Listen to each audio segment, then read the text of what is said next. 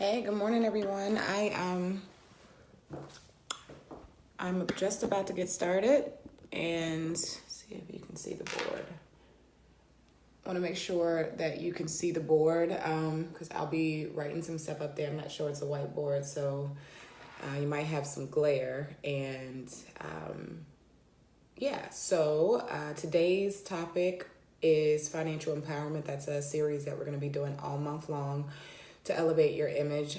There's so many people that don't believe they can do better because they don't think they can afford to. It's not because they don't know how to do better. It's not that they don't have access to the resources.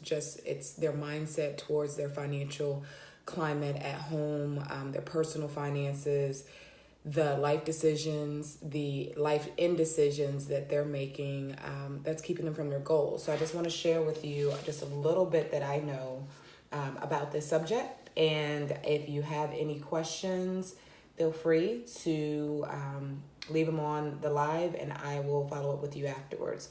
All right, so I've got a little guide that I'm going to follow when making this subject. Speaking on the subject. And I want to encourage you all to get a sheet of paper if you're watching or if you're watching this later on YouTube. Hey, Francis, good morning. But yeah, if you are watching this, please get a sheet of paper. I've got some paper here for my workshop participants and fold it in half.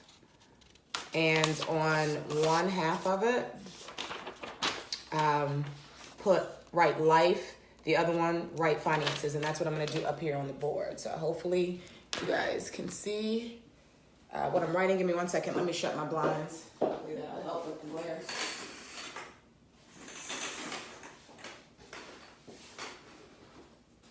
Okay. Hopefully that made it a little bit better for you guys to see what I'm going to be writing up here on the board. A second.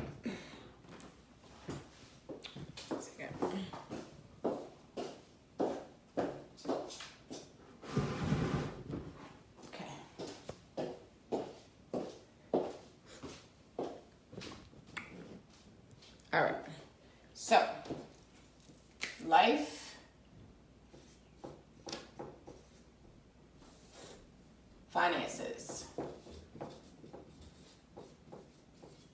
and what I want you all to pay close attention to in this exercise is that the decisions that you make life-wise, and we'll touch on some of those in a minute, it directly or indirectly affects your finances and your financial climate.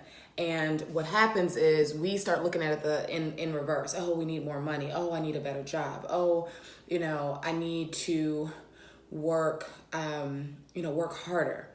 And what's in my spirit today to share with you is that let's start looking at it in reverse. Let's start looking at the root cause of why you have the financial outcomes that you have every month, every time you get paid, every time money comes in.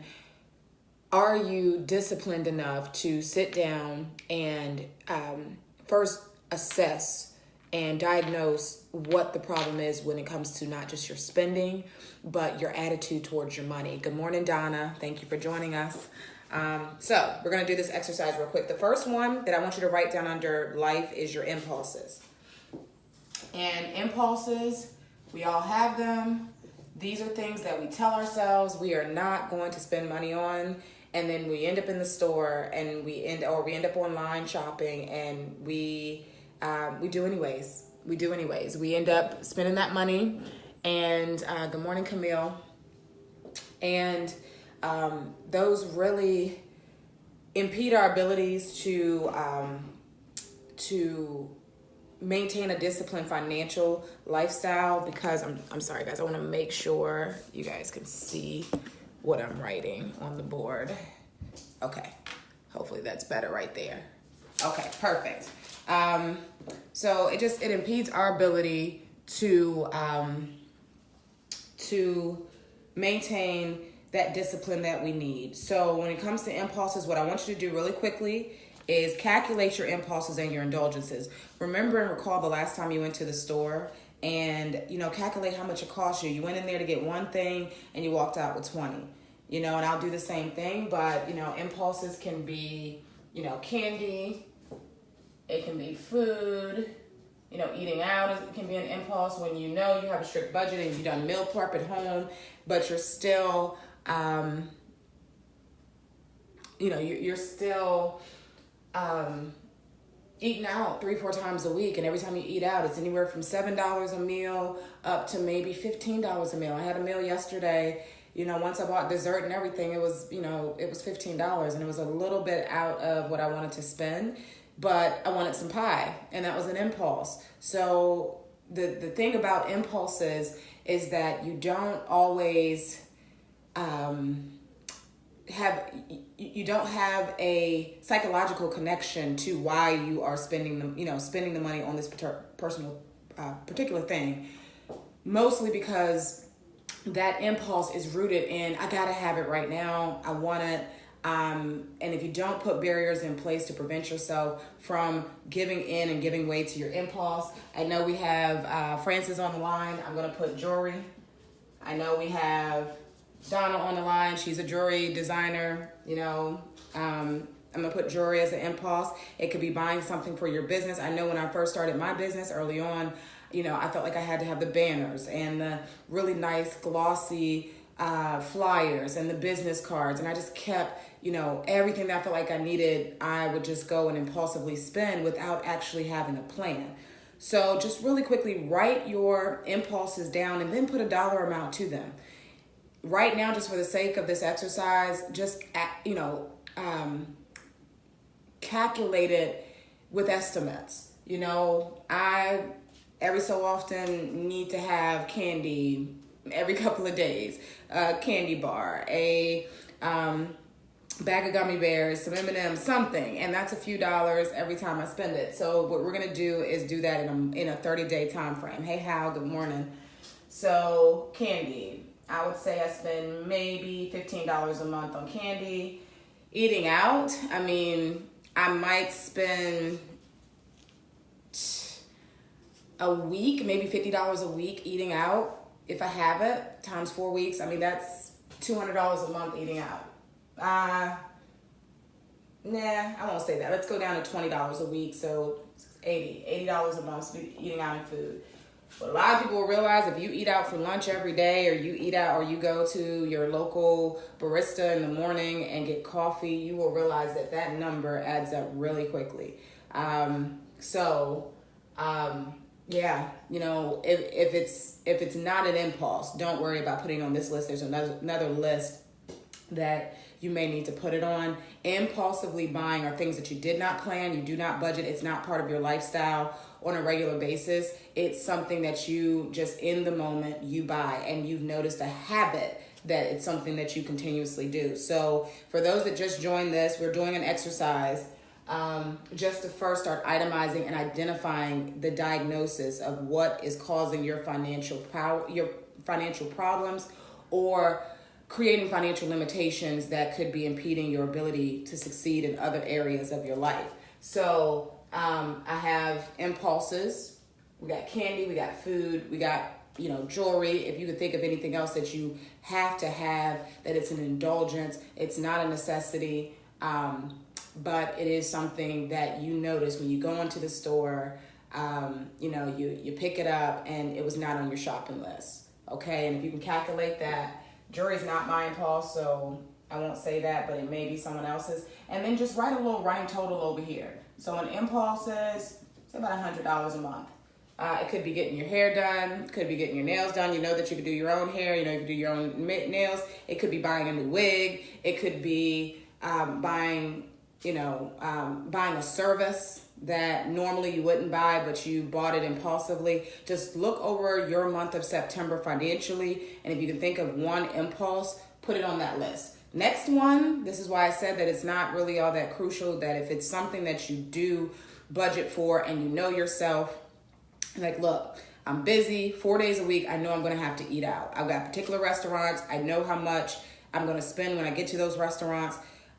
This would go under your must-haves. It's must-haves because one, it fits your life-work balance. Two, it's a requirement for you to have in your life in order for you to be able to flourish in the things that you do professionally and personally. So a must-have.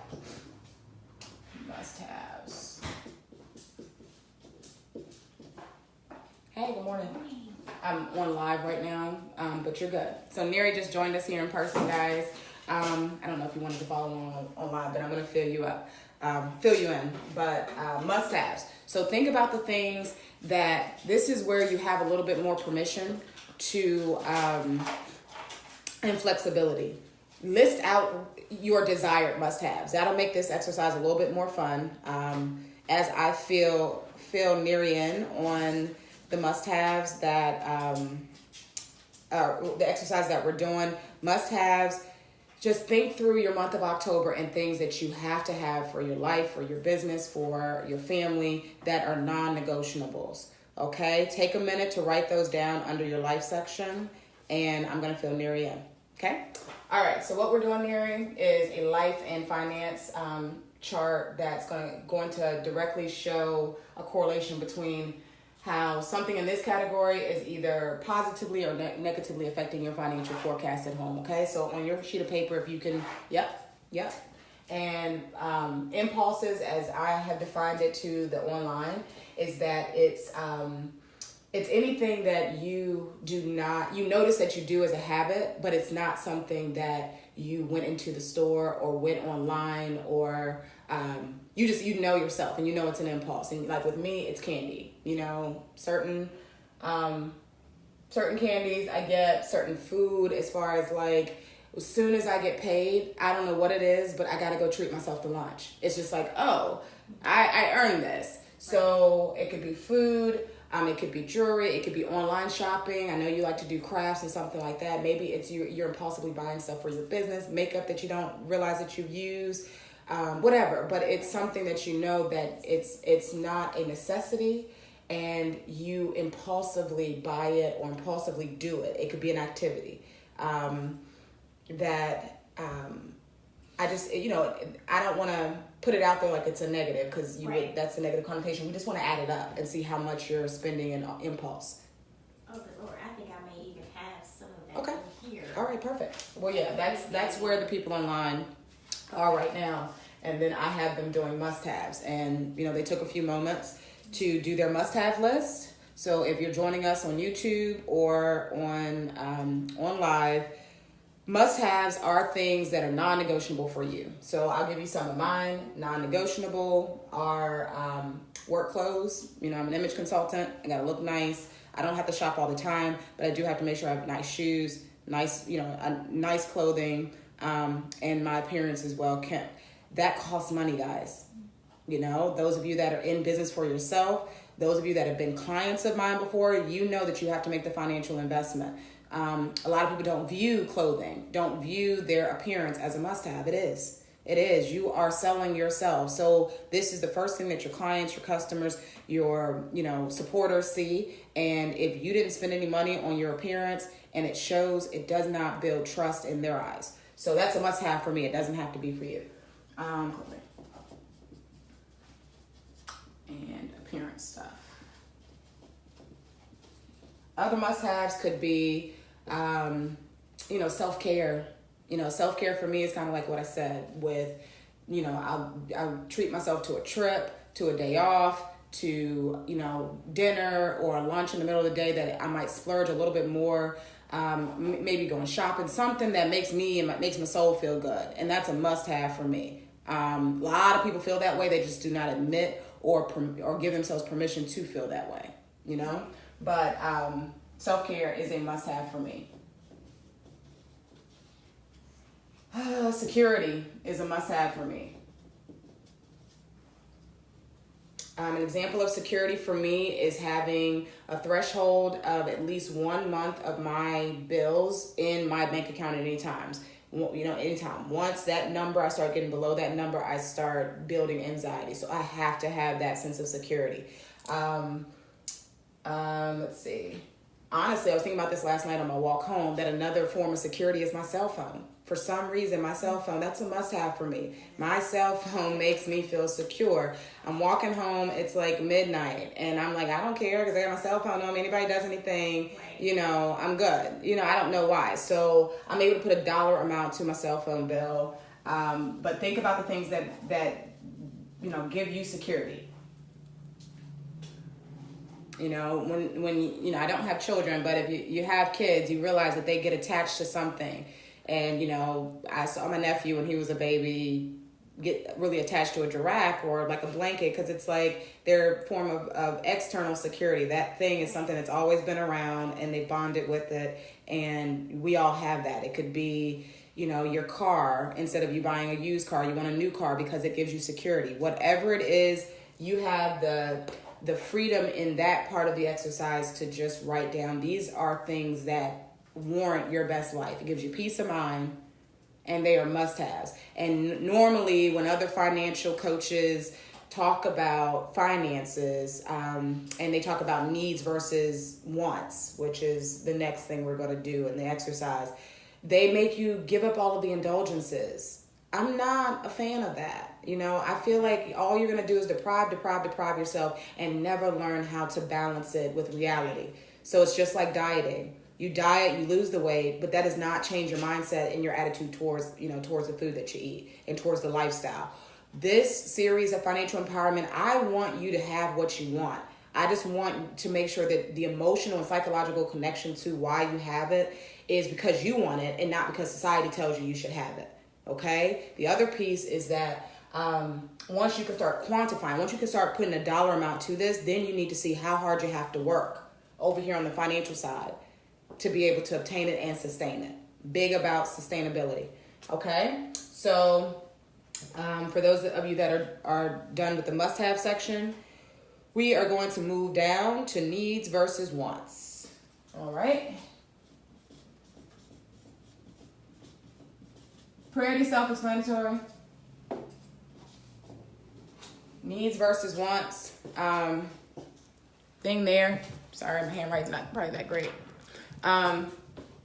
Is these are things, just be practical and list out all of the things that you definitely know you need in order to survive, and then make a little short wish list of some things that you want that may be within reach if you had the money. Okay, so a need obviously is housing, food,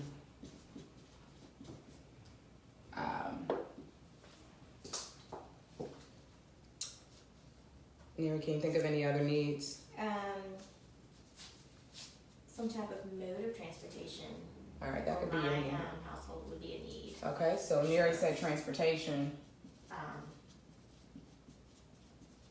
Being a blended, family, we are kind of spread out. Mm-hmm. So without it, it limits us from being able to do all the things that we need to do for all members of the family without it.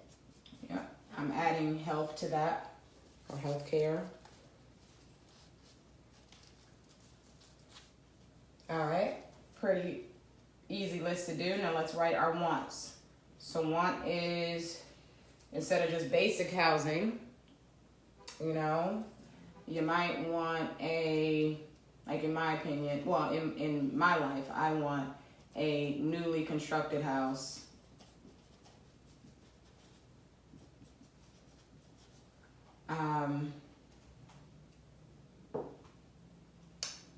Food, I want vegan, which is very expensive, by the way, and organic. Not the cheapest selection. Transportation, I want a used car, no car note. And then health, I want full coverage plus dental and eye. Okay.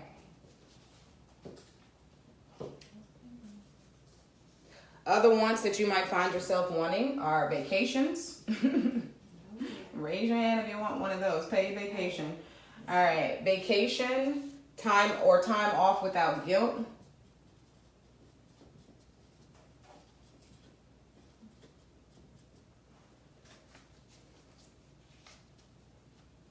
Another one could be, to send your kids to college without debt.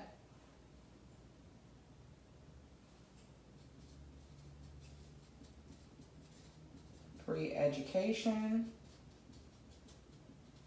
That list can go on and on. Our list for once never ends, just so you know. And I share my own experience that once you achieve these, you develop a whole new list. So don't beat yourself up about it too much. All right. Next part of the list is goals versus desires. Okay, I'm running out of whiteboard, so I'm just gonna merge all this together. Goals versus desires are the goals part. What I will say and preface this part of the exercise with this: most people make impulsive decisions. Most people define their must-haves and their needs and wants due to either a lack of goal setting.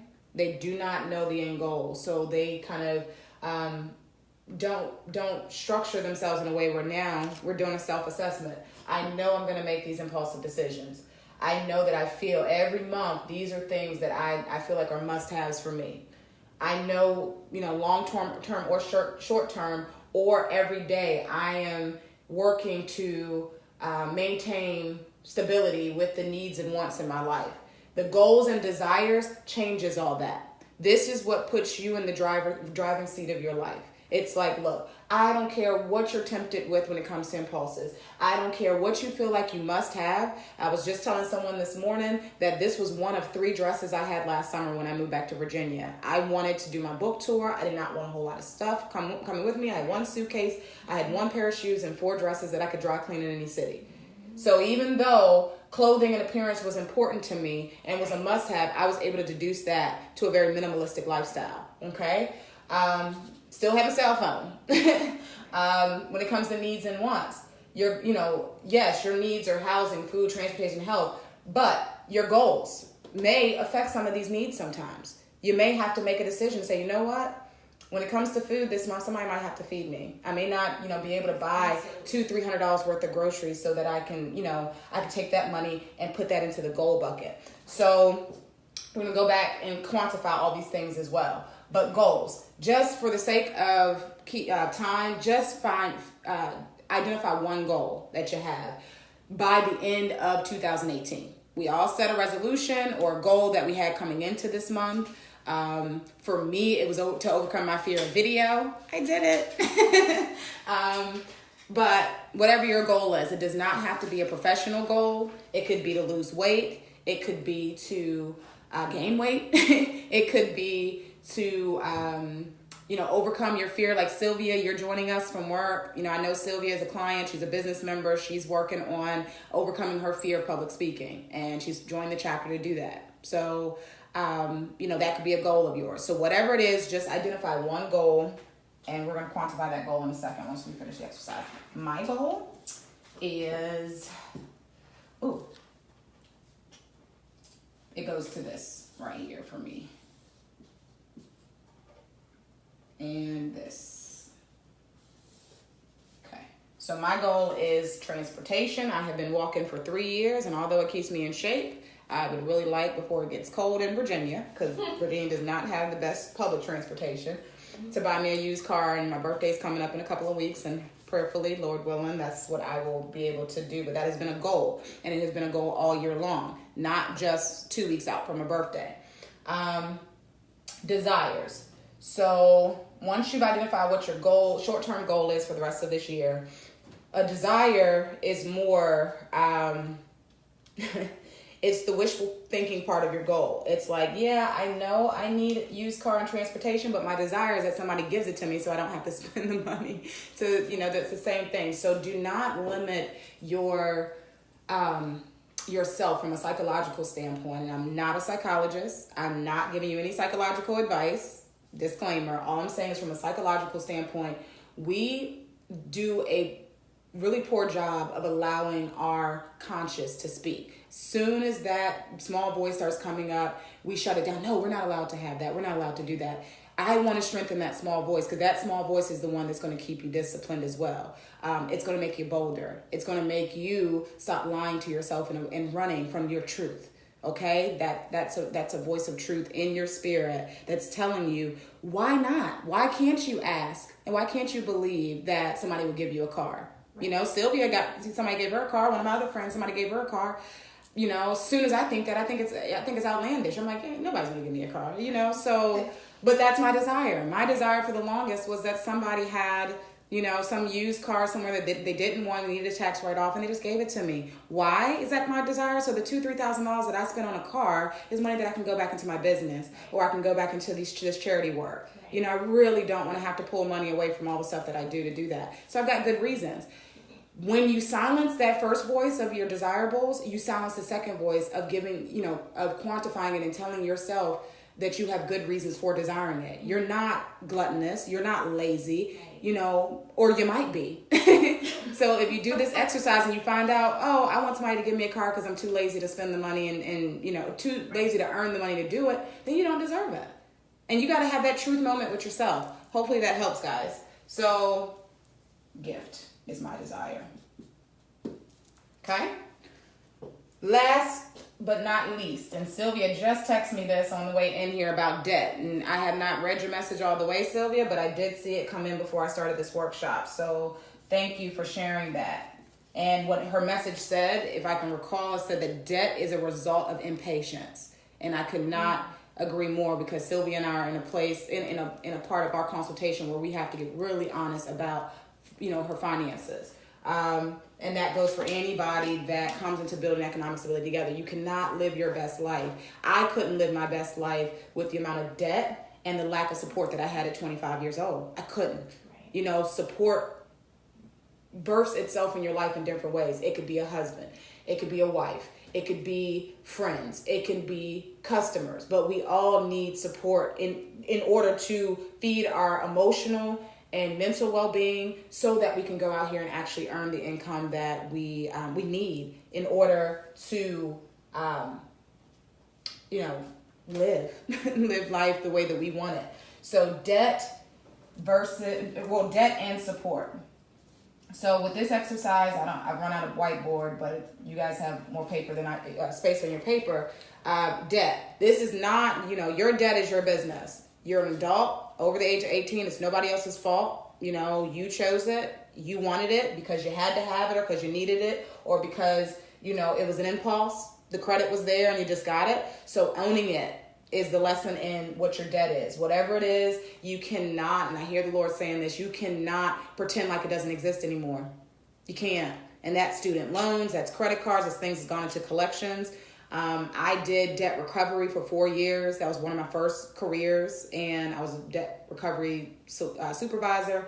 I know all the laws of FDCPA. I've heard it all the excuses. Everybody's like, oh, and then I'm looking at the financial habits.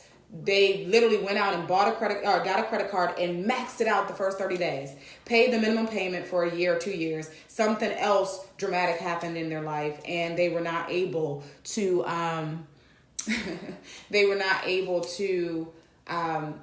to maintain that minimum payment. They never paid it down. Okay, so when it comes to debt, you have to own your impulses. You have to own what you feel like you have to have right there in that moment. You don't have to have it. It requires discipline. And these are spiritual principles. You know, and those of you that know, I am a spirit-led person. Best is a faith-based organization. So I'm going to break it down to you the way God breaks it down in the Bible. One, we are to be the lenders and the borrowers. That means that God does not, you know, seek for any believer to be on the receiving end of that debt.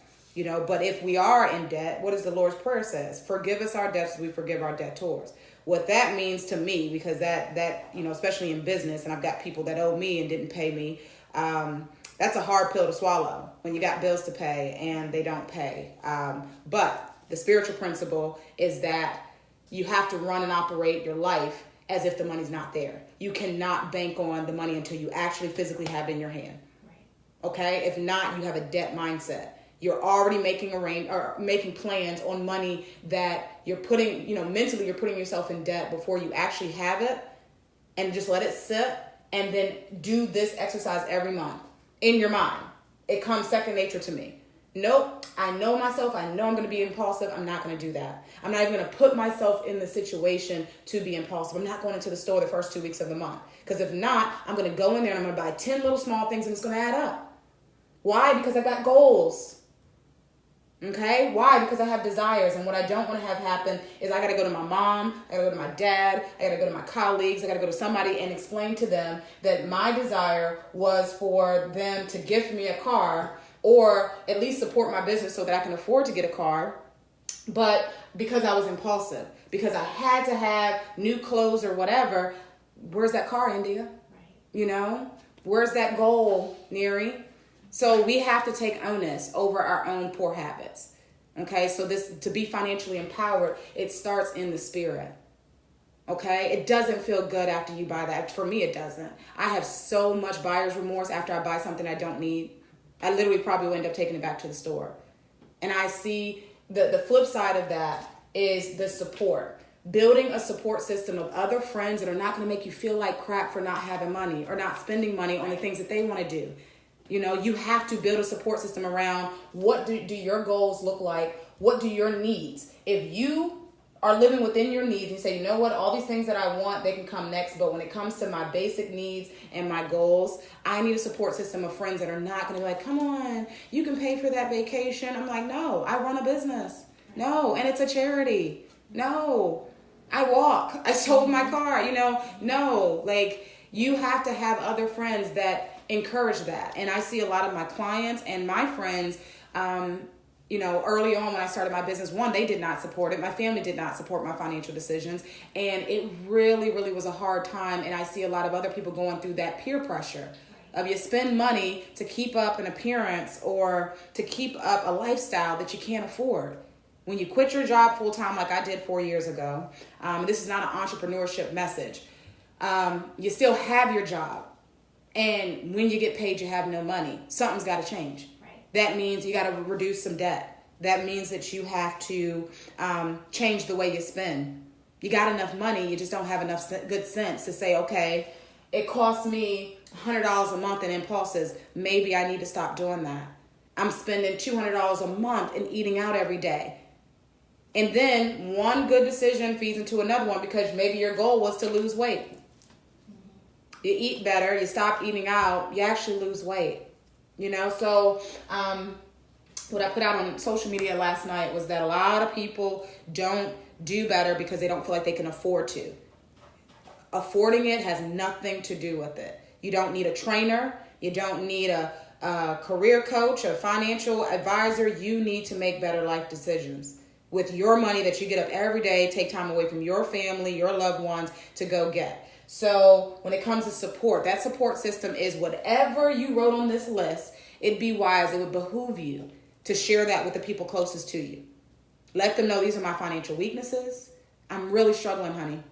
Talk to your husband because men are much, in some cases, they're much more frugal and much more practical than we women are when it comes to us going to the store, having to select and buy things for the household. Yeah, my impulses, I just can't help myself. When I walk in that store, I know I'm going to have to buy me some candy, So you put parameters in place. Instead of doing that, maybe you just go and buy something wholesale. Maybe that moves down from being an impulse to a must-have. But at least you had that conversation. At least you've developed a support system of someone that understands why you spend the way you do, and they're not demonizing you for it. It's your money. You work hard for it. This is your life. You work hard for it. You can do what you want to do with it. But at the end of the day, if you're unhappy, if you're unsatisfied, then it's tangled up in somewhere in here. You have not done a self-assessment to figure out what it is, why you're driven to do these things. So now we're going to quantify it and move it over to this financial piece. So let me give y'all the other part of my board. All right. So finances, your impulses, calculate your impulses and your indulgences. So we did that exercises. My impulses come out to about $100 a month, give or take. Probably more, because an indulgence for me sometimes is not working for a couple of days, and that probably costs me some money. But my impulses come out to $100 a month.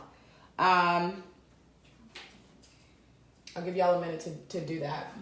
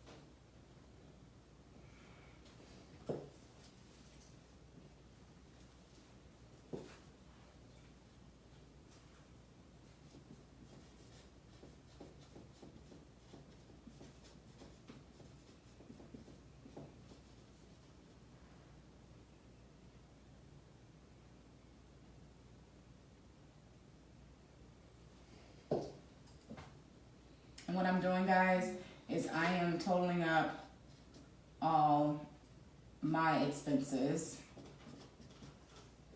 for everything that you listed on your life list. Put a dollar amount next to it, and then we're transferring it over to the financial side.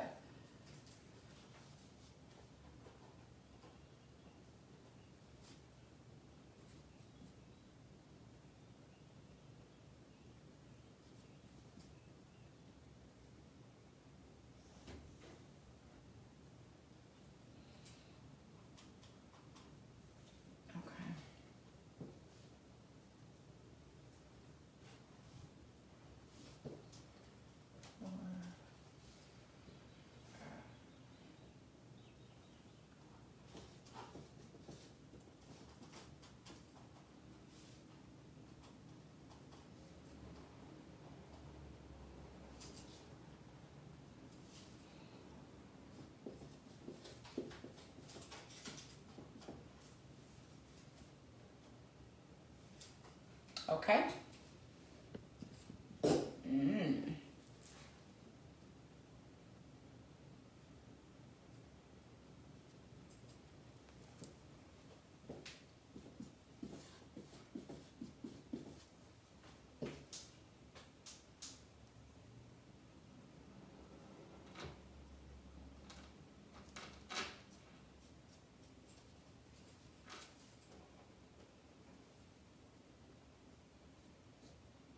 How are you quantifying needs and wants? All right, I'm gonna let you know that in a minute. Okay.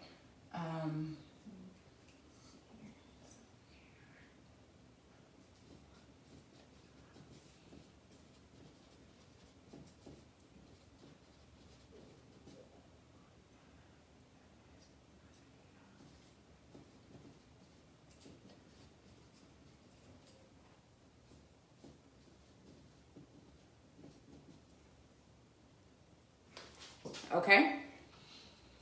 So Neri just asked, how are we quantifying needs versus wants? So your housing is your rent or your mortgage. Your food is your food bill that you cumulative. Okay. Transportation with me, I get Ubers, I catch rides, and your health is your health insurance cost. Okay.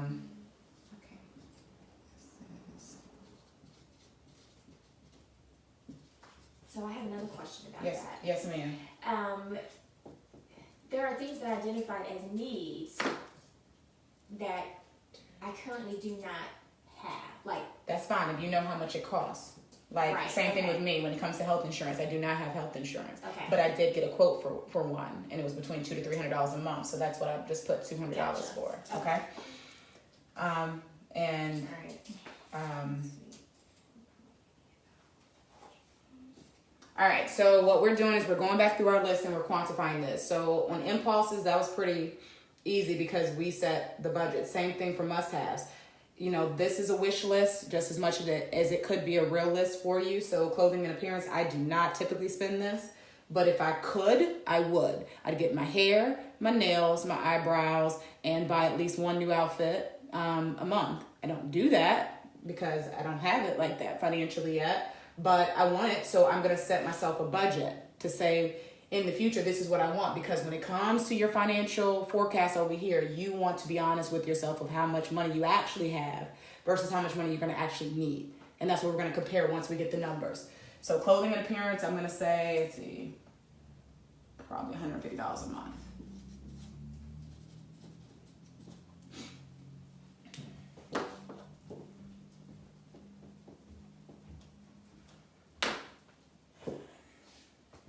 All right, and this is where it gets tricky because people never quantify their time. Me being a consultant, our industry requires that we have billable hours. And when it comes to time off, like self-care, a vacation, that's still time that you're not spending working. And if you know the value of your time, which right now my preferred value of my time is $300 an hour, but that also is how much money I waste or I miss out on or I lose when I'm not working, or when I'm wasting time, with someone who doesn't need my services. And it's very important that you know the value of your time so you don't lose money and lose the potential thereof. So when it comes to self-care, I need 4 days a month. Normally that day is a Sunday or 1 day a week where I'm not working, doing something, binge watching movies on Netflix, doing something where it is me to recharge, for me to recharge. That could be 8 to 10 hours a day for those days. So that's 40 hours a month of just self-care. That's how valuable it is to me. So 4 times $300 an hour, looking at 12, I think that's $1,200, right? Dollars, maybe more than that. I'm sorry, I don't have my calculator on me. Give me 1 second, guys. All right, I'm back. That is $12,000 a month right there in self-care. That's why we don't take it. Right. Security, my cell phone bill is about $150 a month. Clothing, I spend $150 a month. Going down to needs versus wants. I know this board is getting kind of jumbled, if you can see it. Needs versus wants, housing, food bill. This is either your current food bill or your preferred food bill. It doesn't have to be though. Transportation, this is your current or your desired. Health is your current or your desired. Once you get over to your wants, same thing. These are all desirables, so put a dollar amount on it. When it comes to a vacation, how much are you willing to spend on a vacation? $1,000. Okay? Time off without guilt. All right? You take a week off. A week is 40 hours. You're going back to, if your hourly rate is $300 an hour, you're going back to that week cost you $12,000. If your hourly rate is half that much, your week off without guilt, that cost you $6,000 of money that you could have made.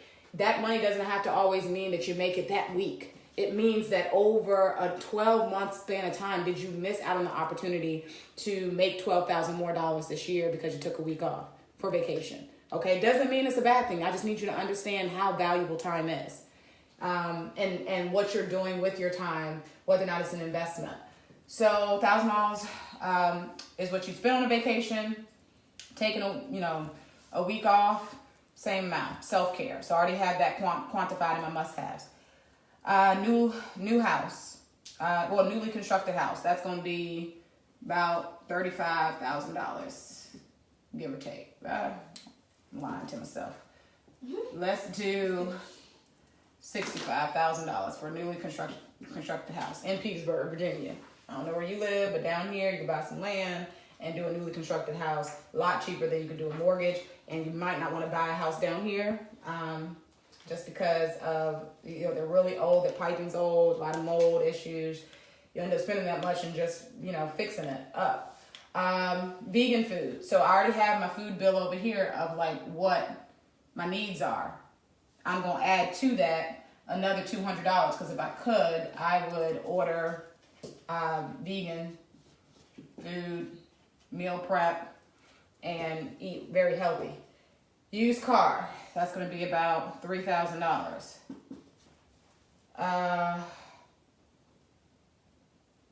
Full cover health insurance. I think with the dental and the eye, got to add another $100 to it. That's $300.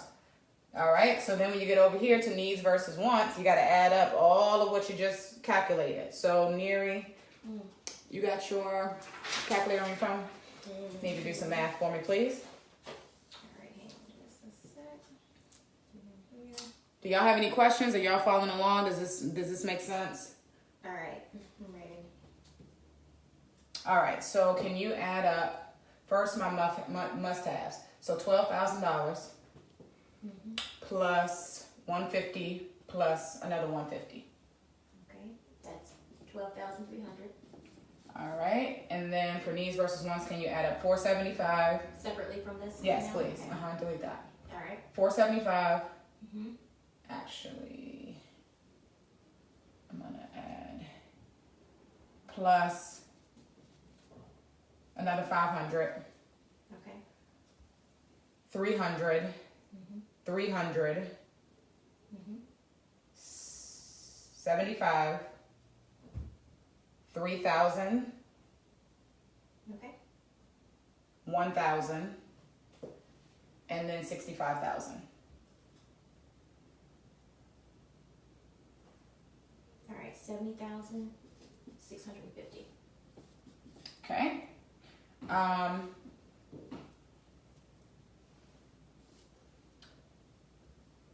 All right, delete that and then do another.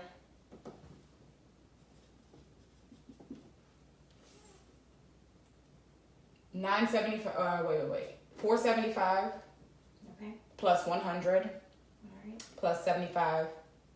Okay. Give me that total. All right, hold on. 475, 100, and then, oh, yeah, okay. 650.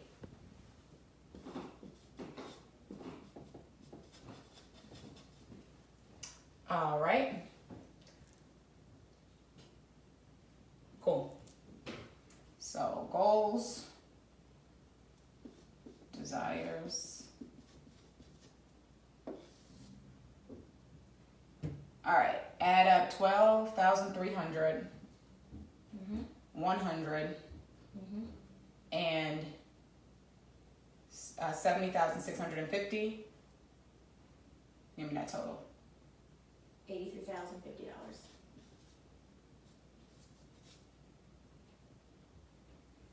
I forgot my zero in there.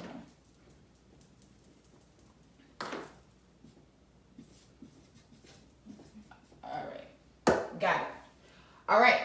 So let's do this math. Let me show you what we got. I'll bring it up some closer. All right. Hopefully y'all can see this. So what you're looking at is the total of your impulses. That's your first number. Total of your must-haves. That's your second number. So this is a wish list of what you feel like you have to have in a month. That's how much it costs.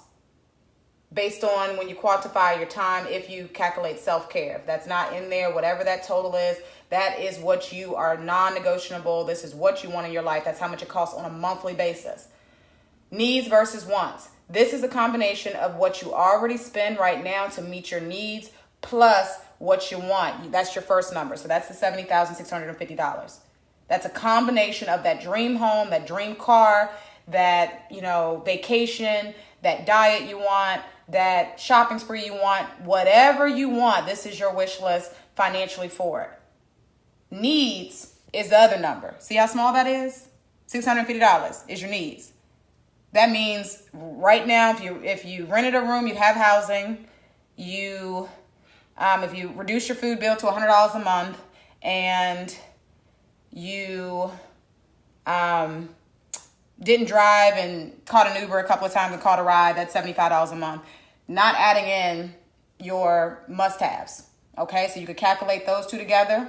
If you want the $12,300, that's what you get on a monthly basis plus that $650. You can add to that some of your must-haves, like you can scratch clothing and appearance. You can scratch self-care, and a must-have is that you have to have your cell phone. You can add that to that number. But that number is really small when it comes to your needs. Okay, it depends on what you want to calculate into that number. All of this added together is the cost of your goals and your desires. The bulk of this for me is a house, a mortgage that's paid for instead of, me going out and doing new construction. Mortgage, I want to do new construction, and must-haves. my self-care. Non-negotiable, doesn't cost me that much, or does it? Because my time is worth $300 an hour. That's the value of my time. That's what I bill my clients for my time. Okay, that's my income and my livelihood. So when I'm not working, when I'm not able to work, when I'm not taking good care of myself so that I can't work, it costs me that much. That's how you have to start valuing yourself. So now you have a total amount. Mine is $83,050. This is how you quantify your goals and your desires. And this is why you need a support system. This is why when it comes down here to your debt, all debt, that's the last exercise, debt and support. All debt is not bad debt, good people. It's just the debt that you decide that you want, how long you want to pay on it, and is it debt where you go out and you borrow it, or is it a debt of time where you actually have to labor to get it? And that's actually a kingdom principle that a man, let me think of the passage. But a man is judged by his fruit, that the work that you put in is the work that you will be judged by in accordance to God's eyes. When he sees you and he sees what you've done and the seeds that you've sown and the spirit in which you've sown them, whether or not you've sown them for self, for vainglorious reasons, or you sowed them to uplift and increase the kingdom of God here on earth. That's your decision. But when it comes to your debt, most of the time people do this backwards.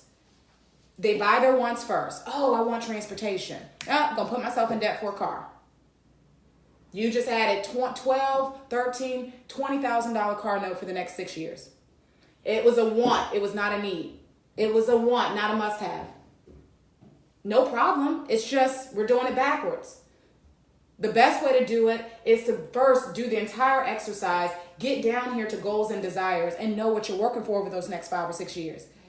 A $500 or a $400 car payment, does that, cut into your ability to own a home?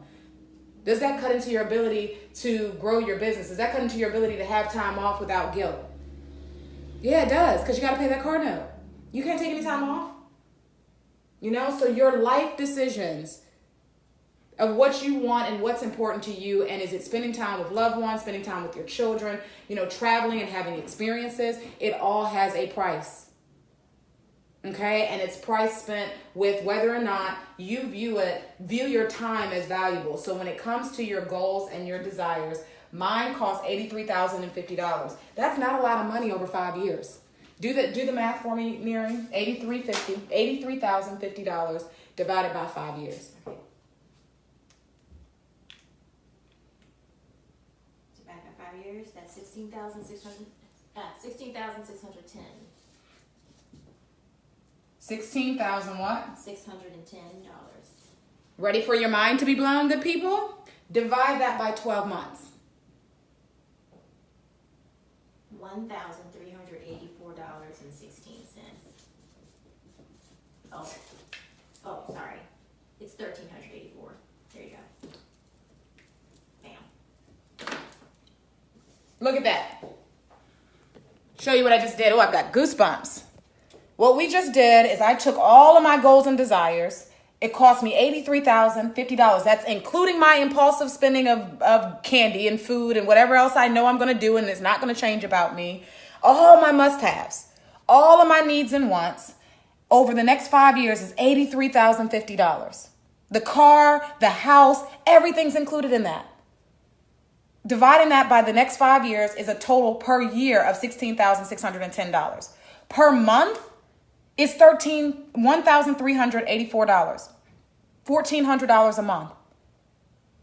$1,400 a month. The reason why people cannot do this is because they go out and they get a lot of debt first instead of actually creating a financial plan, living as frugal as they can possibly live for just a short amount of time, right, and achieve all your goals without the debt.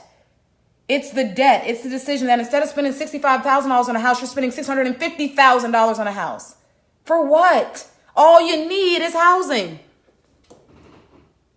That's all you need. You don't need a $500,000 house. You want. Remember, want. If you want it, that number's going to go up. There's no problem in wanting it and wanting nice things. Just understand there is a price. And that price is spent in time that you have to invest. So now if you want let's just be devil's advocate. Go add $650,000 to that, or add $500,000 to that number. We already know it's going to be $583,000. Divide $583,050 by 5 years. And we'll put that comparison here. All right, what am I dividing? You're dividing $583,050 divided by 5 years. All right. Well, that's $116,610 a year for over the next 5 years. In order, if you want to buy the house, granted, people mortgage their house for 30 years or whatever. Again, God's word says, not my word, it says we are the lenders, not the borrowers. I'm not borrowing 30 years, 15 years when I can spend 5 years, save up money, and own a house that's going to have equity in it. I'm not doing it because I need, and what's important to me, that's a must-have, is security. Yeah. That means in 5 years, my house is paid for, at least the first one. That means if I go out and get the lavish house later in life, by the time I'm 40 or 45 years old, I have that first house that I can always come back to if the career's not going well, if I got to sell it. But you have no security when you have it all wrapped up in a 30-year mortgage and a $500,000 property. You can always sell it, but where do you live? Then you got to go back to your basics. You got to rent. You got to go, rent a room from your kids. Right. That's the reality, is we do our life planning backwards. Because we do not take the time to first assess, these are my impulses. Never going to change. It's who I am. It's what it feeds my soul. Every month I'm going to buy me, a pen of ice cream, some chocolate, some M&Ms. I know I'm going to spend some money on junk. Some junk jewelry that I don't need or whatever because I like it. So what? Just add it to your honesty bucket. Not going to change about me. Is it really wasted if it makes you feel good? Must-haves. Your needs versus your wants. But what's very important is that you have a goal, because what ends up happening is a lot of people never have this and they just end up in this cycle. Right. Every time they get money, it's like, oh, gotta have it. Mm-hmm. No, you don't have to have it because that wasn't on your list. That list can change from month to month. At least do it so you know, okay, what used to be a must-have when I was 20-something, it's not a must-have when I'm 30-something. It's not a must-have when I'm 40-something. I'm seeing that now. I'll be 32 Monday after next. Things that I needed to have when I was 20, a new car, expensive outfit. I don't need to have that stuff. I just need clothing. That makes me money because my appearance is my profession. Right. So these are, this is a very good exercise. The Holy Spirit gave it to me last night before I left the office, and that's why I made these notes. So the last piece is to deduct your losses. So if it's $116,610 a year, find out how much that is a month. Okay, so we're dividing that by 12. Yes. And so that is $9,717. 9,700? Yes, $9,717.50. All right. Realistically, guys, I set a financial goal for myself to make $10,000 a month. Not unrealistic. A lot of time, a lot of money. You gotta charge a lot more than 15 or, in your case, $75 a face. You gotta do workshops. You gotta do whole, celebrity music videos, whatever. Like you've got to be able to find a way to make more money in the time that you're given without cutting into your must-haves, your self-care, your security. I tried it the other way. I tried to cut into my needs, which it happens. The first 3-4 years in business, I took no personal time. First 3-4 years of my career, I took no vacation days, no personal time. You get burned out, and then everything comes crashing down. Sure does. Okay, so again, it's not that you cannot afford to do better. It's not that you cannot afford to have your best life. It is the decisions that you're making and the reality check of your financial attitude. This is how you view money. You don't view it from I have it or I don't have enough of it. You view it from what is it that you are working towards, your goals and your desires. What do you need versus what is it that you want? And then what is an absolute must-have that you are going to work no matter what, come hell or high water, you are going to work to keep that cell phone bill on. Even if you got to call friends and say, hey, my cell phone bill is about to get cut off, you're going to keep that cell phone bill on. That's a must-have. So we all have those. And then when it comes to impulses, all right, so $9,717 a month. If you gotta have that $500,000 house, if you want lavish vacations, whatever might cost you more or less money, you can quantify it over here, and then you can figure out, how long is it going to take you to reach your goal. I, just like most of the world, sets a 3 and a 5 year goal. Want to do this in 3 years? That means I got to double this number, or almost double this number. That's realistic. This has all of my living expenses. This has everything in it. That's because I rent a room, and that's my rent. Right now I don't have any kids, so I don't suspect yours to be that cheap. But it's realistic. Even if I bump that up $500, that's still less than $2,000 a month, and that's my living expenses being $1,000 a month. I don't have any debt. I mean, I've got some, but it's not. It's like student loans and stuff like that. So when it comes to debt and support, if you notice, we did not calculate debt in here. Because with debt, first, I wanted you guys to see that this is your life part of your financial plan. Any debt that you're bringing into that, all you got to do is tack it on there. If you want to be debt free. And it's so glamorous to hear people say, oh, I want to be debt free, I want to live debt free or whatever. It's realistic. It is. But when you go and you talk to a credit counseling agency, you talk to a financial professional about your finances, they're going to have you do an exercise similar to this when it comes to, let's look at your bank statement. Let's look at how you're spending your money. We got to diagnose what's going on first, what's going on in your head first, before we can even get to the conversation of how much you owe. Because we can pay off all your debt. I can give you $1 million right now, pay off all your debt. If you do not fix this, you're going to be right back in it. This is the important part that people never realize, that they learn bad financial habits from their parents, from their peers, from society. Society tells us everywhere you go, oh, you gotta have it. It feeds our wants, because that desire to have it is so, it can never be filled. Your wants are always going to change. So they know how, and I mean, coming from someone who's in the media industry, they know how to make you feel like you gotta have it. Okay? It's a scarcity tactic.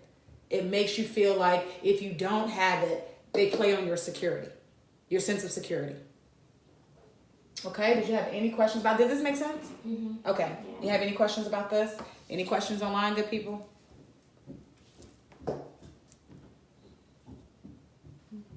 How did your numbers come out? So I haven't calculated all of my numbers yet. I'm still trying to figure out what those numbers are. All right, well, let's do it. So hold on, let me wipe the board off so I can do your numbers up here. Give me 1 second, guys.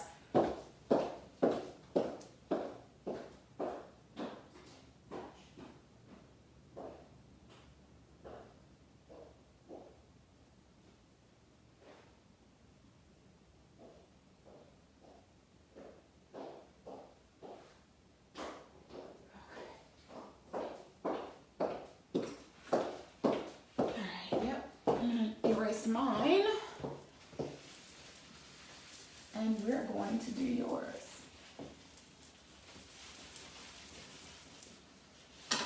So here's something funny that I learned so far, is that some of the impulse stuff that I'm doing right now is obviously interfering with the must-haves. Yeah. And so it's actually an easy fix. Yay. And I'll just give an actual example. I tend to work out of Starbucks. Mm-hmm. Well, I would say the first part of the year I worked out of Starbucks quite a bit. Mm-hmm. I wasn't, situated in, at home. Mm-hmm. I currently don't have internet at home, so I will frequent the library, mm-hmm. go to, places that, have the Wi-Fi settings, mm-hmm. Or I will kind of get on my hotspot mm-hmm. if I need to be at home. Mm-hmm. But sometimes I would end up at Starbucks and I am working and I'm buying mm-hmm. at the same time. That's the whole point of giving you free Wi-Fi. Yeah, so I so your indulgence is buying while you're there. It's buying while I'm there. Mm-hmm. At the same time, I could be at home just with internet mm-hmm. for the price that I'm there working, mm-hmm. buying. Very true. But see, here's the thing. Okay. My frappe is also a must-have. Something for me. Mm-hmm. is also my son's. That's cool. So you either make a choice to keep right. it in, which in my opinion, you deserve it. Yeah. You're busy. If you need that, you know, you just got to budget that in. So give me some impulses. All right. So my impulses is my Starbucks frappe. Candy is also an impulse. My husband doesn't help because he will run out and buy it for me because he knows it makes me happy. Right. Makeup is a toss-up because being a makeup artist, I do need to make sure that my kit is always replenished. But I have to watch that because sometimes you'll buy stuff that you like. Stuff that I like, and I'm looking in the drawer, I'm like, oh, this extra stuff in here that I'm not even using. So yeah, makeup is one. Office supplies, that's the one. That's mine. I'm sorry, I like pens and pencils and notebooks and because you're crafting and crafting and stuff. But I just redid stuff in my home, and I have enough of what I need to like really get going. And if I'm missing something, then I'll go out and get that item. I don't really have to. But so office supplies is one. You know, I had clothing on here as an impulse. It actually has shifted into more of the need status. So okay. I just so we won't put it in there. So give me the price for the stuff in a monthly a monthly basis. So just estimate how much, like how much you spend on Starbucks. All of it together would be you can do it that way. Yeah, all of it together is 100. All right, perfect. All right, next was must-haves. So the must-haves, that's funny. Makeup is on there as a must-have. Okay. You know, skincare is also a must-have. I have to have at least one dinner by myself, alone. The cell phone. I have books on there. I don't buy them as much because, of course, you have the library and stuff. But I will invest in books. Okay. There are some other must-haves. I'm really gonna have to dig in on that. All right. Well, with what you have right now, we'll start with that. how much is that total? So if I on a monthly basis, give me. This is your wish list. So if you could, how much would you spend on all these things? So the makeup, the makeup alone would be $50. The skincare would be, I would round off with $60. The books, if I had my way, I would spend $50. No, let's bump that up. If I had my way, I would spend probably closer to $100 because I like to read that much. My dinner alone, I would $50. And then, of course, the cell, we would do $80 on that. All right, so total that for me. So that's 50, 260 plus 80, 200 is 340. 340. All right, moving down to your needs versus your wants. Oh gosh, here we go. All right, so we already know the needs of home, transportation, internet, food, health care. Trying to think. Seasonal clothes.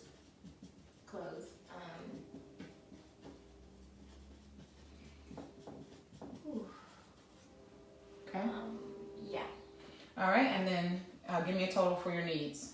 Transportation, how much is that? All right, so transportation would be, let me see. So I currently don't have a car. Hold on, 120 plus 120. All right, let's do 240 for that.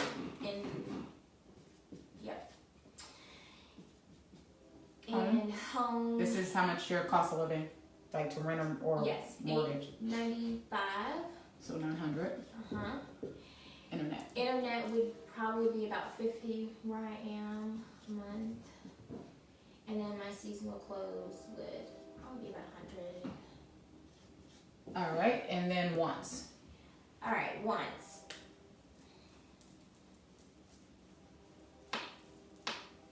This is a challenge. I'm not sure how much it's going to cost. I have no idea where I'm putting it, but I would like to buy a house. Cash? Yes. Buy a house cash. What's your budget for that? I would say 80,000. All right, what else? needs on. Are we on wants now? Yes. Okay, I should have said healthcare for Needs? For needs. Yep. How much And is I'm that? gonna do this for my entire home, so it's gonna be. I would probably say it'll probably be like $400 a month, Okay. All right. and then $80,000 cash on the house. All right. Once. So that's the house. What else? What other wants do you have? I would like to take a vacation. All right. What else? Vacation. So that one would be a family vacation, actually. So that makes a difference. It's not just me. Gosh, I'm thinking that would probably cost at least $5,000. All right. Okay. All right, and That's. You have any other wants?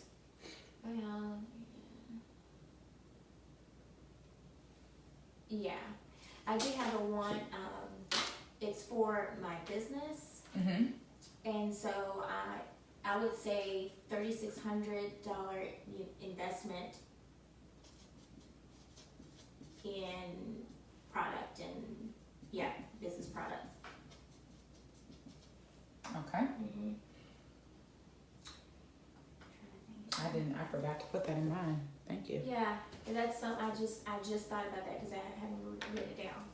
But So let me point what we just figured out, because I totally forgot when I do this again. Because I am learning along with you guys. I love the Holy Spirit for that. I'm just the vessel. But when it comes to what Neri is putting as a want, is a want for me as well. When it besides the other reason why I have not bought a car is because I keep having to cut my losses between buying the car or buying banners and advertisement and or marketing materials or whatever. That stuff is super expensive, and that's something else that I have to do. Reason why I didn't put that in my budget is because I plan on raising money that's not my income to pay for that, because it's all so that's about right for charity. Yeah. But that's a real want. Like when it comes to my business, I want I want to upgrade my camera. I want to I know that feeling is just my brain doesn't. This is personal. Actually, let's leave that out. We'll do that. We'll come back to all the business stuff. Yeah. Okay. Let's leave out business, because again, this is your life. I don't want you to mix your Gotcha. your business stuff under this, but it's the same principle there. Okay. All right. How's the vacation? Because next week, and I want to stop there. The next week, what we're gonna do is we're gonna take this exercise, and then next week, that's what we're gonna do. We're gonna show you how to look at your income, where your income's coming in from, so that you can then go back to your life goals and say, bet I'm not making enough money. I'm not making that $1,300 a month. Right. Okay. So that's a series. So every week, this is what I'm teaching on. So as far as the life part of it, this is all you want? Yeah, this is it. Okay. When it comes to your goals, because I know this is where you got stumped. Yes. Oh my goodness. On your interview. Yeah. Goals and desires. Okay. And then we had mentioned the goals. The one goal that we wanted to take care of. And here's the funny thing. Okay. The goals that we wanted to take care of. So I had the one goal that I picked was my health. My physical health. Like making sure I'm eating properly, the right amount of meals, the right type of meals, drinking more water. I learned that I was dehydrated. So I'm walking around dehydrated, and I need to continuously hydrate myself. And I don't have like a regular health fitness routine. My lifestyle requires me to be on the move, so I'm going to have energy. I'm going to have to be putting into my body and doing things differently in order to be able to keep up. That's a good goal. So I have to tackle that. Okay. Any other goals? Let's see. I know on your interview you said that you wanted to spend more time with your kids or family time. Yes, spend more time with my family. Okay, and then that you wanted to travel. Yep. Travel. As Yes. All right. So that means I need to pursue my passport. As a goal too. being born abroad and losing your passport is a different process for somebody who was born in the United States. And so it could possibly take me 3 months from start to finish. I haven't even started yet. So, any other goals? Yeah. I'm trying to keep this to life because my brain is automatically venturing over to business. Okay.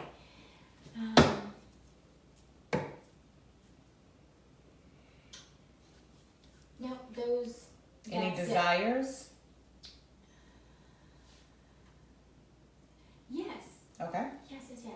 And this might have to go. This might have to roll up into some of the other categories. I do desire a vehicle, a car. Okay. So I'm currently using a car, so I'm thankful for it. But it's not a long-term arrangement, so I do need to start thinking about definitely used. I don't care about new cars. I've had them, given them back. I don't care about them. So yeah, a vehicle. I'm trying to think. What else is another desire?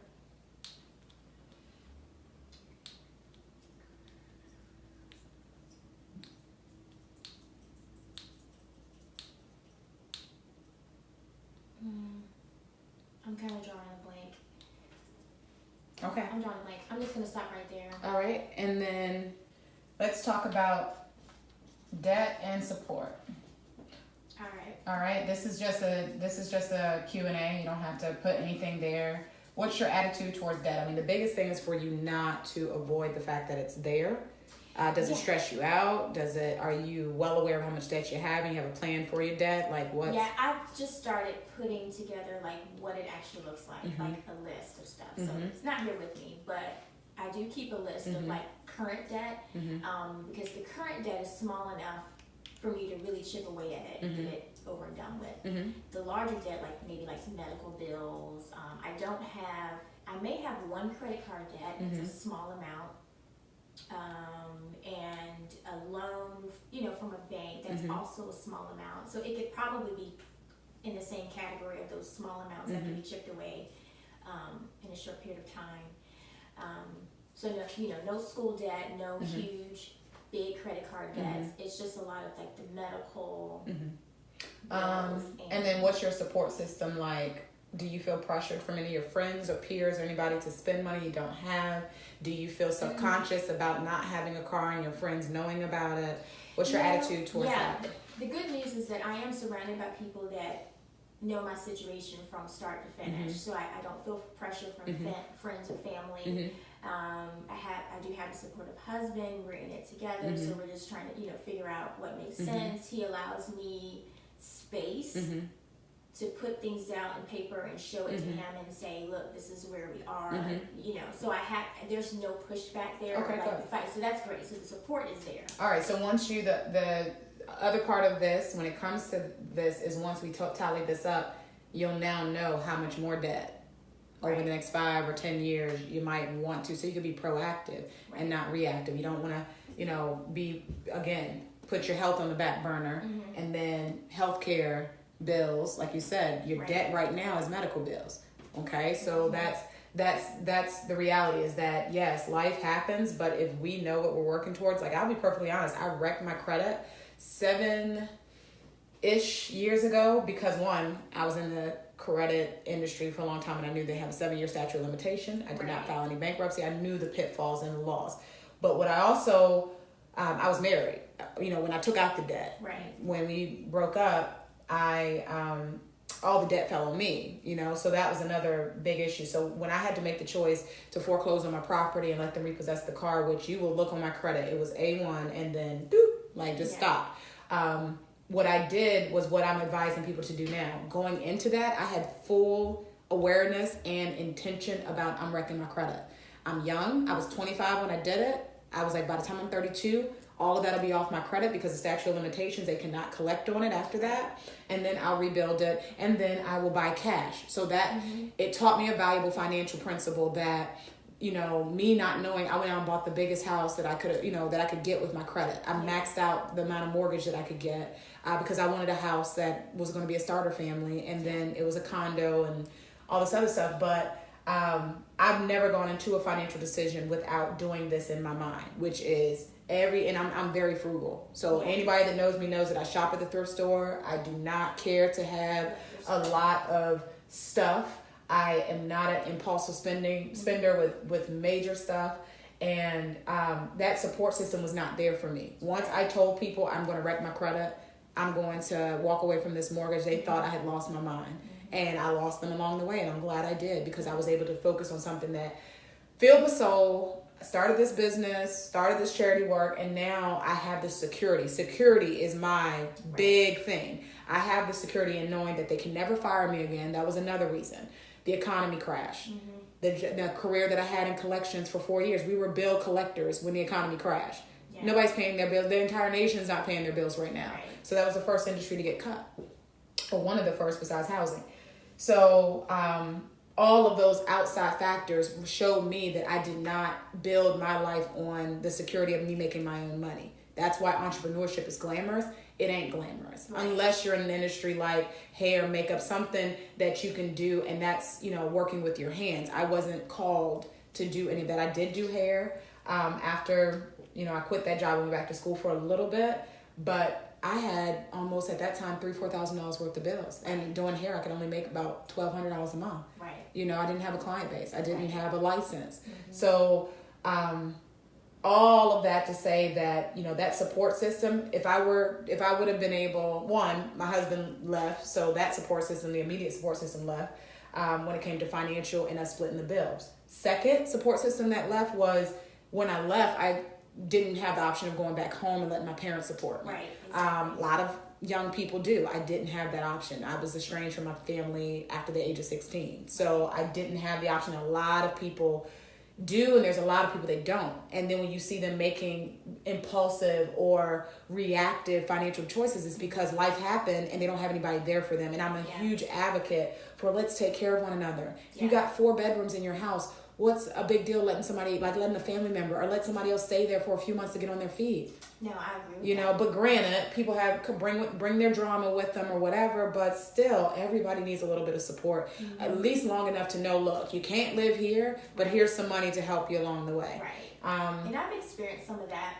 too, when it came to trying to rebuild and stuff. And so having the support was there.